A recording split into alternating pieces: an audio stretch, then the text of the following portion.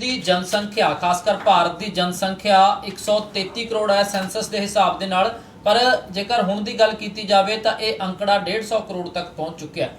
ਵੱਡੀ ਖਬਰ ਇਸ ਮਾਮਲੇ ਦੇ ਵਿੱਚ ਤੁਹਾਨੂੰ ਦੱਸ ਰਿਹਾ ਕਿਉਂਕਿ ਬਹੁਤ ਸਾਰੇ ਲੋਕ ਇਹ ਮੰਨਦੇ ਨੇ ਕਿ ਸਭ ਤੋਂ ਵੱਡੀ ਜੇਕਰ ਕੋਈ ਸਮੱਸਿਆ ਹੈ ਉਹ ਹੈਗੀ ਆਬਾਦੀ ਦੀ। ਤਾਂ ਆਬਾਦੀ ਨੂੰ ਲੈ ਕੇ ਬਹੁਤ ਸਮੇਂ ਤੋਂ ਇਹ ਮੰਗ ਕੀਤੀ ਜਾ ਰਹੀ ਸੀ ਕਿ ਇੱਕ ਕਾਨੂੰਨ ਬਣਨਾ ਚਾਹੀਦਾ ਹੈ, ਜਿਸ ਢੰਗ ਦੇ ਨਾਲ ਚਾਈਨਾ ਦੇ ਵਿੱਚ ਕਾਨੂੰਨ ਬਣਿਆ ਸਿੰਗਲ ਚਾਈਲਡ ਦਾ, ਉਸੇ ਢੰਗ ਦੇ ਨਾਲ ਭਾਰਤ ਦੇ ਵਿੱਚ ਵੀ ਕਾਨੂੰਨ ਬਣਨਾ ਚਾਹੀਦਾ। ਪਰ ਹੁਣ यूपी सरकार, योगी सरकार इस गल की पहल करन जा रही है। यूपी दे विच खरड़ा तैयार किया गया, ड्राफ्ट तैयार किया गया है 2 बच्चों की पॉलिसी का कि जेकर 2 बच्चे तो वध किसी के होणगे तां उसनूं सरकारी सहूलतां दा लाभ नहीं मिलूगा, सरकारी नौकरी नहीं मिलेगी जां वो चोण नहीं लड़ सकेगा। इस तरह का खरड़ा जिहड़ा है वो तैयार कर लिया गया है अते वैबसाइट ते पा दिता गया है, जिस तो बाद लोकां दी ਜਿਹੜੀ ਰਾਏ ਹੈ ਉਹ ਮੰਗੀ ਜਾ ਰਹੀ ਹੈ ਕਿਉਂਕਿ ਸਭ ਤੋਂ ਵੱਡੀ ਸਮੱਸਿਆ ਦੇਸ਼ ਦੇ ਵਿੱਚ ਪਾਪੂਲੇਸ਼ਨ ਦੀ ਹੈ। ਤਾਂ ਤੁਹਾਨੂੰ ਦੱਸਦੇ ਹਾਂ ਕਿ ਕੀ ਇਹ ਕਾਨੂੰਨ ਜਿਹੜਾ ਬਣ ਜਾ ਰਿਹਾ ਹੈ, ਕੀ ਇਹ ਖਰੜਾ ਹੈ। ਜਨਸੰਖਿਆ ਤੇ ਲਗਾਮ ਲਾਉਣ ਦੇ ਲਈ ਇਹ ਜਿਹੜਾ ਕਾਨੂੰਨ ਹੈ ਇਹ ਬਣਾਉਣ ਦੀ ਤਿਆਰੀ ਕੀਤੀ ਜਾ ਰਹੀ ਹੈ। ਜੇਕਰ 2 ਤੋਂ ਜ਼ਿਆਦਾ ਬੱਚੇ ਹੁੰਦੇ ਨੇ ਤਾਂ ਸਰਕਾਰੀ ਨੌਕਰੀ ਨਹੀਂ ਮਿਲੇਗੀ, ਚੋਣ ਲੜਨ ਤੇ ਰੋਕ ਲੱਗੇਗੀ। ਜੇਕਰ ਤੁਸੀਂ ਇਸ ਕਾਨੂੰਨ ਦੀ ਪਾਲਣਾ ਕਰਦੇ ਹੋ, ਭਾਵ ਕਿ ਜੇਕਰ ਤੁਸੀਂ 2 ਹੀ ਬੱਚੇ ਪੈਦਾ ਕਰਦੇ ਹੋ ਤਾਂ ਤੁਹਾਨੂੰ ਪ੍ਰਮੋਸ਼ਨ ਮਿਲੇਗੀ ਤੇ टैक्स दे विच भी छूट मिलेगी, जबकि 2 तो वध बच्चों वाले नूं कोई सरकारी योजना का लाभ नहीं मिलेगा। जिन्नियां भी सरकारी योजनावां हुंदियां ने, चाहे वो कोई आटा दाल स्कीम की होवे, चाहे कोई होर योजना होवे, उसका लाभ जिहड़ा है 2 तो वध बच्चों वालियां नूं नहीं मिलेगा। राशन कार्ड दे विच 4 तो वध मैंबर शामिल नहीं किए जाणगे। यूपी च कानून का ड्राफ्ट तैयार कर लिया गया है। यूपी की योगी सरकार ने एक कानून का खरड़ा तैयार किया है अते 19 जुलाई तक लोगों की राय मंगी है। यह भी कहा गया कि 2 तो ਵੱਧ ਬੱਚਿਆਂ ਵਾਲੇ ਹੁਣ ਨਿਗਮ ਅਤੇ ਪੰਚਾਇਤੀ ਚੋਣਾਂ ਨਹੀਂ ਲੜ ਸਕਣਗੇ। ਪਹਿਲਾ ਬੱਚਾ ਹੋਣ ਤੋਂ ਬਾਅਦ ਜੇਕਰ ਜੁੜਵਾ ਬੱਚੇ ਪੈਦਾ ਹੁੰਦੇ ਨੇ ਤਾਂ ਉਹਨਾਂ ਤੇ ਇਹ ਕਾਨੂੰਨ ਲਾਗੂ ਨਹੀਂ ਹੋਵੇਗਾ। ਹਾਲਾਂਕਿ ਇਹ ਵੀ ਕਿਹਾ ਗਿਆ ਕਿ ਤੀਜੇ ਬੱਚੇ ਨੂੰ ਗੋਦ ਲੈਣ ਤੇ ਰੋਕ ਨਹੀਂ ਹੋਵੇਗੀ।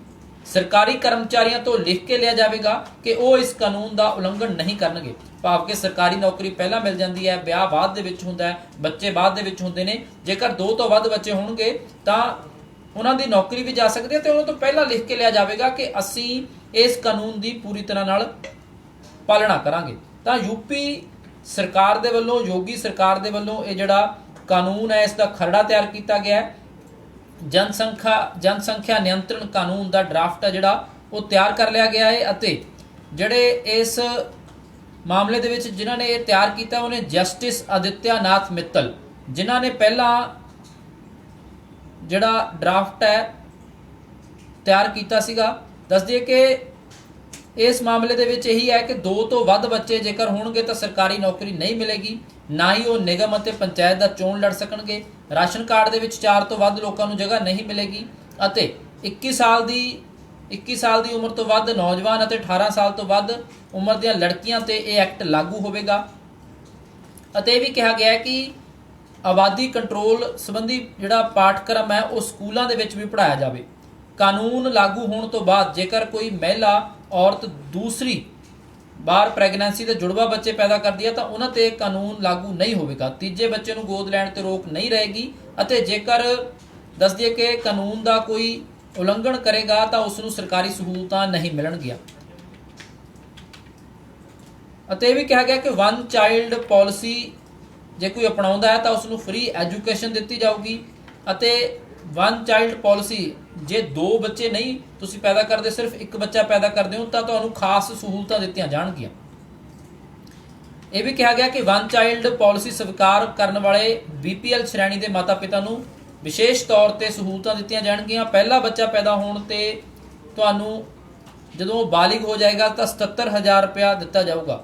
ਜੇਕਰ ਲੜਕਾ ਹੋਇਆ ਤਾਂ 77,000 ਦਿੱਤਾ ਜਾਊਗਾ, ਜੇਕਰ ਲੜਕੀ ਹੁੰਦੀ ਹੈ ਤਾਂ 1 ਲੱਖ ਰੁਪਇਆ ਦਿੱਤਾ ਜਾਊਗਾ ਅਤੇ 20 ਸਾਲ ਦੀ ਉਮਰ ਤੱਕ ਮੁਫਤ ਪੜ੍ਹਾਈ ਜਿਹੜੀ ਹੈ ਉਹ ਵੀ ਕਰਾਈ ਜਾਊਗੀ। ਦੱਸਦੇ ਕਿ ਇਸ ਮਾਮਲੇ ਦੇ ਵਿੱਚ 19 ਜੁਲਾਈ ਤੱਕ ਜਨਤਾ ਤੋਂ ਜਿਹੜਾ ਰਾਏ ਹੈ ਉਹ ਮੰਗੀ ਗਈ ਹੈ ਅਤੇ ਉਸ ਤੋਂ ਬਾਅਦ ਡਰਾਫਟ ਨੂੰ ਪੇਸ਼ ਕੀਤਾ ਜਾਊਗਾ ਤੇ ਇਸ ਮਾਮਲੇ ਦੇ ਵਿੱਚ ਨਵੀਂ ਜਨਸੰਖਿਆ ਨੀਤੀ ਜਿਹੜੀ ਆ ਉਹ ਤਿਆਰ ਕੀਤੀ ਜਾ ਰਹੀ ਹੈ। ਹਾਲਾਂਕਿ ਜਿਹੜੇ ਇਸ ਡਰਾਫਟ ਤਿਆਰ ਕਰ ਰਹੇ ਨੇ, ਖਰੜਾ ਤਿਆਰ ਕੀਤਾ ਜਸਟਿਸ ਆਦਿਤਿਆ ਮਿੱਤਲ, ਉਹਨਾਂ ਨੇ ਕਿਹਾ ਕਿ ਅਸੀਂ ਕਿਸੇ ਵੀ ਧਰਮ ਦੇ ਵਿਸ਼ੇਸ਼ ਧਰਮ ਦੇ ਖਿਲਾਫ ਨਹੀਂ ਆ ਅਤੇ ਅਸੀਂ ਇਹ ਕਾਨੂੰਨ ਇਸ ਕਰਕੇ ਬਣਾਉਣਾ ਚਾਹੁੰਦੇ ਹਾਂ ਤਾਂ ਕਿ ਜਨਸੰਖਿਆ ਤੇ ਨਿਯੰਤਰਣ ਹੋ ਸਕੇ, ਆਬਾਦੀ ਤੇ ਕੰਟਰੋਲ ਹੋ ਸਕੇ। ਜੇਕਰ ਹੁਣ ਤੋਂ ਇਹ ਡਰਾਫਟ ਵਿਧਾਇਕ ਬਣਦਾ, ਵਿਧੇਇਕ ਦੇ ਵਿੱਚ ਕਾਨੂੰਨ ਬਣਦਾ ਤਾਂ 1 ਸਾਲ ਬਾਅਦ ਇਸ ਨੂੰ ਲਾਗੂ ਕਰ ਦਿੱਤਾ ਜਾਊਗਾ। ਤਾਂ ਦੱਸ ਦਈਏ ਕਿ ਸਭ ਤੋਂ ਪਹਿਲਾਂ ਇਹ ਕਾਨੂੰਨ ਯੂਪੀ ਦੇ ਵਿੱਚ ਬਣਨ ਜਾ ਰਿਹਾ ਹੈ। ਯੂਪੀ ਦੀ ਆਬਾਦੀ ਦੀ ਗੱਲ ਕੀਤੀ ਜਾਵੇ ਤਾਂ ਕਰੀਬ 25 ਕਰੋੜ ਦੇ ਕਰੀਬ ਆਬਾਦੀ ਆ ਯੂਪੀ ਦੀ। ਬਹੁਤ ਵੱਡੀ ਜਨਸੰਖਿਆ, ਹਾਲਾਂਕਿ ਦੇਸ਼ ਦੀ ਜਨਸੰਖਿਆ ਵੀ ਬਹੁਤ ਹੈ। ਤੁਸੀਂ ਜਿੱਥੇ ਵੀ ਜਾਂਦੇ ਹੋ ਤੁਹਾਨੂੰ ਲੋਕ ਹੀ ਲੋਕ ਨਜ਼ਰ ਆਉਣਗੇ। ਓਵਰ ਪਾਪੂਲੇਟਡ ਕੰਟਰੀ ਆ ਭਾਰਤ। ਬਹੁਤ ਸਮੇਂ ਤੋਂ ਇਹ ਮੰਗ ਵੀ ਕੀਤੀ ਜਾ ਰਹੀ ਹੈ ਕਿ ਆਬਾਦੀ ਦਾ ਕੰਟਰੋਲ ਦਾ ਕਾਨੂੰਨ ਆ ਜਿਹੜਾ ਉਹ ਬਣਨਾ ਚਾਹੀਦਾ ਹੈ, ਨਹੀਂ ਤਾਂ ਤੁਸੀਂ ਆਉਣ ਵਾਲੇ ਸਮੇਂ ਦੇ ਵਿੱਚ ਸਭ ਤੋਂ ਵੱਧ ਜਿਹੜੀ ਆਬਾਦੀ ਹੈ ਉਹਦੇ ਵਿੱਚ ਭਾਰਤ ਨੰਬਰ 1 ਹੋ ਜਾਵੇਗਾ। ਹਰ ਜਗ੍ਹਾ ਤੁਸੀਂ ਦੇਖਦੇ ਹੋ ਕਿ ਪਬਲਿਕ ਸਰਵਿਸਿਜ਼ ਜਿਹੜੀਆਂ ਨੇ, ਚਾਹੇ ਉਹ ਬੱਸਾਂ ਹੋਣ, ਚਾਹੇ ਉਹ ਰੇਲ ਗੱਡੀਆਂ ਹੋਣ, ਤਾਂ ਤੁਹਾਨੂੰ ਜਗ੍ਹਾ ਨਹੀਂ ਮਿਲਦੀ। ਸਰਕਾਰੀ ਹਸਪਤਾਲ ਤੁਸੀਂ ਦੇਖਿਆ ਹੋਣਾ ਕਿ ਕਿਵੇਂ ਭਰੇ ਨੇ, ਤੁਹਾਨੂੰ ਸਹੂਲਤਾਂ ਨਹੀਂ ਮਿਲਦੀਆਂ। ਜੇਕਰ ਤੁਹਾਡੀ ਆਬਾਦੀ ਘਟੇਗੀ ਤੁਹਾਨੂੰ ਸਹੂਲਤਾਂ ਜ਼ਿਆਦਾ ਮਿਲਣਗੀਆਂ। ਤਾਂ ਇਸੇ ਨੂੰ ਦੇਖਦਿਆਂ ਹੋਇਆਂ ਯੂਪੀ ਸਰਕਾਰ ਦੇ ਵੱਲੋਂ ਇਹ ਖਰੜਾ ਜਿਹੜਾ ਹੈ ਉਹ ਤਿਆਰ ਕਰ ਲਿਆ ਗਿਆ ਤੇ ਇਸ ਨੂੰ ਜਲਦੀ ਹੀ ਕਾਨੂੰਨ ਦੀ ਸ਼ਕਲ ਦਿੱਤੀ ਜਾਊਗੀ। ਅਤੇ ਹਾਲੇ ਆਮ ਲੋਕਾਂ ਤੋਂ ਰਾਏ ਜਿਹੜੀ ਆ ਉਹ ਮੰਗੀ ਗਈ ਹੈ। ਆਮ ਲੋਕ ਇਸ ਮਾਮਲੇ ਦੇ ਵਿੱਚ ਕੀ ਕਹਿੰਦੇ ਨੇ ਇਹ ਦੇਖਣਾ ਹੋਏਗਾ। ਪਰ ਬਹੁਤ ਸਾਰੇ ਲੋਕ ਮੰਨਦੇ ਨੇ ਕਿ ਆਬਾਦੀ ਜਿਹੜੀ ਵੱਡੀ ਸਮੱਸਿਆ, ਜੇਕਰ ਇਸ ਤੇ ਕੰਟਰੋਲ ਹੁੰਦਾ ਹੈ ਤਾਂ ਕਾਫੀ ਫਾਇਦਾ ਹੋ ਸਕਦਾ ਹੈ।